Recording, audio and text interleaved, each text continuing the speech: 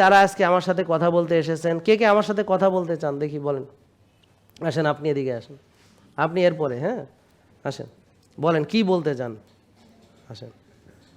না আমি নাকি কথা বলি না, এই জালাল ভাই আমি কথা বলি না সবার সাথে, সব সময় বলতেছে, তারপরে ওর মনে চাইছে, বলেন নাম বলেন। হ্যাঁ কোনো অসুবিধা নেই, আপনি কথা বলেন। আমি আসলে কুমিল্লা থেকে আসছি। হ্যাঁ গুড, জানলাম আপনি মূলত ভাই আপনার কুমিল্লা থেকে আসছে, থ্যাংক ইউ। এই যে দূর থেকে আসছে তার মানে আমাদের ভালোবাসা আমাদের প্রতি আছে নাকি ভাই? Thank you. হ্যাঁ বলেন। আপনার সাথে দেখা করার জন্য, দেখা হয়েছে, ও আপনার একটা সেমিনার উপভোগ করার জন্য অনেক ধন্যবাদ, থ্যাংক ইউ। তো আপনার কথা সরাসরি এসে কেমন লাগলো? আপনি তো মনে হয় ভিডিওতে দেখেন। জি জি। তাহলে আপনাকে একটা প্রশ্ন করি, যে ভিডিওতে দেখলে কেমন, এখানে আসলে কেমন, বলেন একটু সবাইকে, যারা এখনো আসতেছে না ওদের বলেন। বাস্তবটাই যে অনেক ভালো ভিডিও থেকে। হ্যাঁ অবশ্যই। এই তার মানে ভিডিও আবার খারাপ না, একই কথা ডাইরেক্টলি রিলে হচ্ছে, এটা কোনো এডিট নাই কিন্তু ডিরেক্টলি লাইভ হচ্ছে, এবং ওকে লাইভে দেখা যাচ্ছে এখন। জি জি। হ্যাঁ ও আবার বাসায় যে দেখবে কি কি বলছে, আমার কবে সেটা বললাম না কেন, পরে কবে দেখছো ওখানে যখন দাঁড়াইছিলাম বুক ধরফড় করছিল, হ্যাঁ গলা শুকায় আসছে। আসলে আপনার অনেক কথা হলো ভালো লাগছে। একটা হলো যে ওই ওই যে হুজুরদের কথা বলেন না, হ্যাঁ তো বাস্তবে একটা ঘটনা বলি। হ্যাঁ আমার সংক্ষেপে, আমার হ্যাঁ। এলাকায় হ্যাঁ। আমি কুমিল্লা শহরে থাকি। হ্যাঁ শহরে ডিসি অফিসের একটা মসজিদ আছে, আচ্ছা। মসজিদের ইমাম সাহেব আছে। হ্যাঁ তো সবসময় ওখানে নামাজ পড়ি, তো পরিচয় সম্পর্ক ভালো। তো একদিন কথা বলতে জিজ্ঞেস করলাম যে ভাই কী অবস্থা, কেমন আছেন? কয় না ভাই ডায়াবেটিসটা বেড়ে গেছে। বেড়ে গেছে।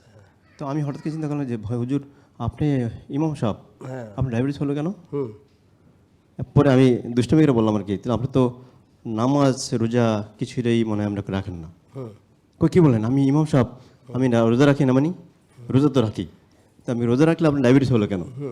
তো আশেপাশে এনার সাথে আরও লোকজন ছিল, ওরা বললো যে কী বলেন এটা, উনি ইমাম সাহেব মানুষ, উনি আবার রোজা রাখে না। আমি তা তো ঠিকই, কিন্তু রোজা রাখলে তো সঠিকভাবে রাখেন আর কি, সঠিকভাবে না রাখার কারণে ওনার ডায়াবেটিস হয়েছে। এই তো আসলে আমরা যে বললেন যে আমাদের হুজুররা যে আমাদের বিশেষ করে যারা ধর্মপ্রাণ মানুষ, ধর্ম চর্চা করে, আমাদের এই যে সামনে রোজা গেল না গত কিছুদিন আগে, এই রোজার মধ্যে কিন্তু আমরা ভুরি খাবারটা বেশি খাই। যেমন ইফতারের সময় যেমন যত রকমের ভাজাপুরি আছে, মানে পেঁয়াজু বেগুনি, যত রকমের মানে খাবার আছে, শাহী জিলাপি, বুরিন্দা, ছোলা, মুড়ি, 3 গ্লাস শরবত, একদম লাল শরবত, হলুদ শরবত, জি জি, এগুলা খাই। মসমসা, চিন্তা করি যে খাওয়ার সময় চিন্তা করি যে সারা রাত বড় বাবের পোলায় খা, সারাদিন কিছু খাই নাই। হ্যাঁ, খাওয়ার সময় চিন্তা করি যে সারাদিন কিছু খাই নাই, একটু কালাবুনা খেতে হবে।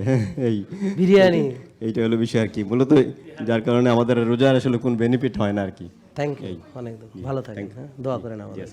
মানে উনি বোঝাতে চাচ্ছে যে রোজা রাখি ঠিকই, কিন্তু আমাদের যে খাওয়াটা সেখানে আমরা বাড়াবাড়ি করছি, ব্যাপারটা বুঝছেন, এই কারণে রোজাটা কাজ করতে পারছে না। এটা কি বৈজ্ঞানিক সত্যতা আছে? 100%। কারণ সারাদিন রোজা রাখলে আমার বডি থেকে অটোফেজি হওয়ার কথা, কিন্তু সে অটোফেজি হবে কেমনে ভাই, কেমনে হবে?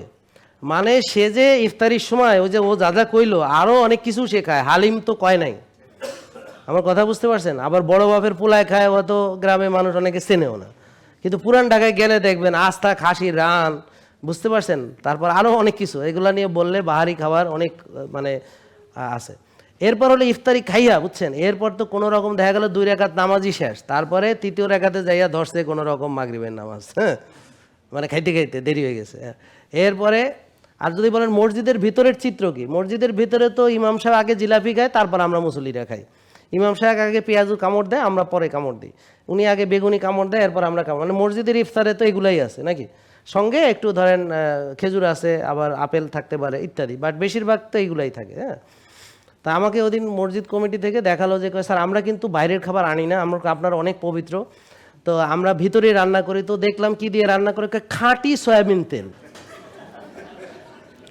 মানে 20টা খাঁটি, তেমন হয়েছে। হ্যাঁ আমি বলো হয়ে গেল, আর লাগবে না, ব্যাপারটা বুঝছেন। এরপরে ইমাম সাহেবকে 7 বাড়ি থেকে খাবার পাঠায়, এবং যেদিন ইমাম সাহেবের খাবার থাকে সেদিন মুসল্লিরা মনে করে ইমাম সাহেবরে খাওয়ালে তো আমার সওয়াব বেশি, তো ভালো করে রান্না করে। মানে আমি যখন আমার বাসা থেকে আম্মারে বল, আম্মা আজকে এত ভালো রান্না, কি মেহমান আসবে নাকি? কয় না, ইমাম সাহেবের বাসায় খাবার যাবে, ইমাম সাহেবকে খাওয়ানো হবে। তার মানে সে অনেকগুলো পথ টথ করে, অনেক যত্ন করে রান্না ভাড়া করে, স্পেশাল দিক নির্দেশনা থাকে, হ্যাঁ তার হেল্পিং হ্যান্ড, আজকে ইমাম সাহেবের খাবার কিন্তু। হ্যাঁ, তো এইভাবে প্রতিদিন সে বাহারি খাবার খেয়ে মাশাল্লাহ মাশাল্লাহ, হ্যাঁ বেচারা। তা এখন ইমামরা যদি আমি এভাবে খাওয়াইতে পারি তাহলে মুসল্লিদের ভুঁড়ি হইতে আর কোনো প্রবলেম নাই, যে সবার সমান সমান, কেউ আর এক ভাগ খাইতে কবে না। কারণ এক ভাগ খাইতে গেলে বুড়ির দিকে সবাই তাকাবে, ও আর বলতে পারবে না। তো যে উপদেশ দিবে হ্যাঁ বুড়ির সাইজ ঠিক করে ফেলাইছে। এবং যে কোনো অনুষ্ঠানে দাওয়াতে আগে ইমাম সাহেবকে দাওয়াত দিবে, তারপর ইমাম হুজুর খাইলে আমরা খাবো।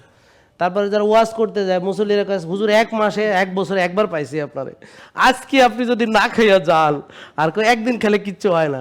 এখন তো হ্যাঁ কালকেও ওয়াজ করে একই ঘটনা, পরশুদিন ওয়াজ করে একই ঘটনা, তাই হুজুর 2 মাস ওয়াজ কইরা কয়জন নামাজ শুরু করছে জানি না, হুজুরের যে বুড়ি বড় হয়ে গেছে এটা তো দেখলেই বোঝা যায়। নেক্সট সিজন ওয়াজ করতে পারবে কিনা এটা একটা সন্দেহ জাগে। তাহলে আমাদের অনেক আলেম ওলামা আজকে রোগের কারণে তারা যাইতে পারতেছে না মাঠে ময়দানে, নাকি বোঝেন নেই? তো এইটাই। তো ভাই কথা বললো তাই আমি বললাম। এরপরে সে এই যে খাইলো, এরপরে আইসা নামাজ পড়িয়া খাইবো আরও এতগুলা, সেটা হলো রাতের খাবার। এরপরে তারাবি পড়ে আইসা দেখবো যে পেঁয়াজু বেগুনি মানে কি পোতানো টোতানো কী কী আছে ফ্রিজ খুইলা, যেগুলো ইফতারিতে সে ফিনিশ করতে পারে নাই পুরোটাকে এবার ফিনিশ করবে। তারপরে সেহরির সময় এমন খাবার খাবে মনে হয় 3 মাস আর খাইতে পারবে না। তারপরে ফজরের নামাজের পর ঘুমাইলে 3 বার উঠে টয়লেটে যাইবে, যে কেমন খাওয়াটা দিছে। এখন তার অটোফেজি হবে কেমনে?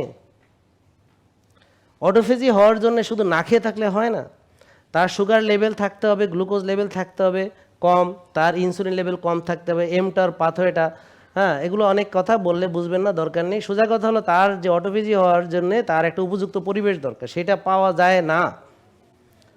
আর যতই আপনি রোজা রাখেন না কেন, খাওয়ার সময় যদি ক্যালোরি বেশি ঢুকান তাহলে আপনার শরীরে ঘাটতি হবে না, ফ্যাট বার্ন হবে না, বরং রোজা রাখাও 10 কেজি ওজন বাড়ানো সম্ভব। জেকে লাইফস্টাইল লিমিটেড, ওষুধ মুক্ত সুস্থ জীবন।